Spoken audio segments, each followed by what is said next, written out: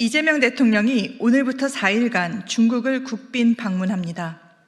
9년 만에 중국 국빈 방문을 앞두고 국민이 기대하는 것은 말이나 형식이 아니라 분명한 실익과 원칙입니다. 그런데 출발 전부터 정부의 메시지가 불필요한 논란을 키우고 있습니다. 위성락 국가안보실장이 중국 측 하나의 중국 요구에 대해 존중 입장을 공개한 데 이어 이재명 대통령도 중국 CCTV 인터뷰에서 같은 취지의 발언을 했습니다. 정상회담은 협상의 자리입니다. 회담이 시작되기도 전에 상대의 민감한 요구에 대해 공개적으로 호응하는 모습은 협상력을 높이기보다 국민에게 선제 양보로 비칠 수밖에 없습니다.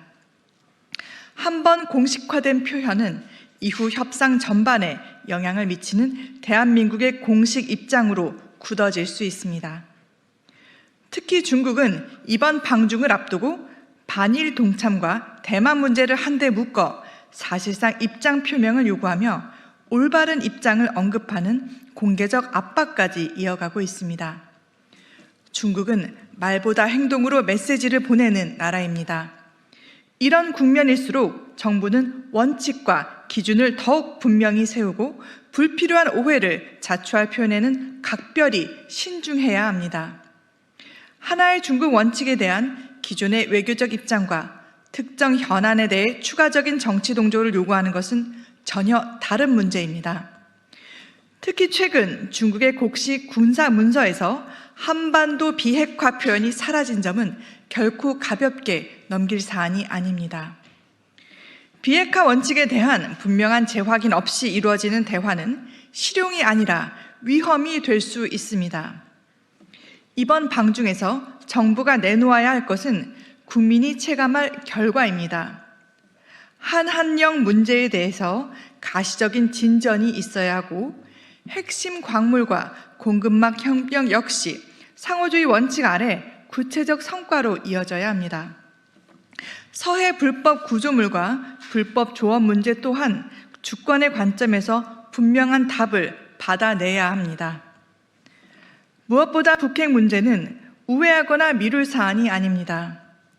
중국이 제재 이행과 비핵화 견인에 어떤 역할을 할 것인지 명확한 약속을 끌어내는 것이 이번 방중의 성패를 가를 기준입니다. 과거 문재인 정부의 국빈 방문 당시 공항 영접격 논란, 혼밥 논란, 취재진 폭행 등 일련의 외교적 결례가 이어졌던 기억은 아직 생생합니다.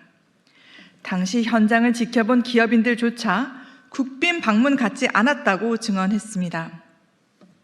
이는 원칙 없는 접근과 서둘러 진행된 외교가 어떤 결과를 낳는지 보여준 사례였습니다. 외교에서 저자세로 임하면 상대는 더 선을 넘고 우리는 더 양보하는 악순환이 반복될 수밖에 없습니다. 국민의힘은 이번 방중이 또다시 사진이나 말로 포장된 외교가 아니라 주권과 국익을 지키는 당당한 협상이었는지 끝까지 점검하겠습니다. 이번 국빈 방문의 성패는 상호주의와 당당함이 실제 협상에서 관철됐는지 오직 그 결과로만 판단될 것입니다.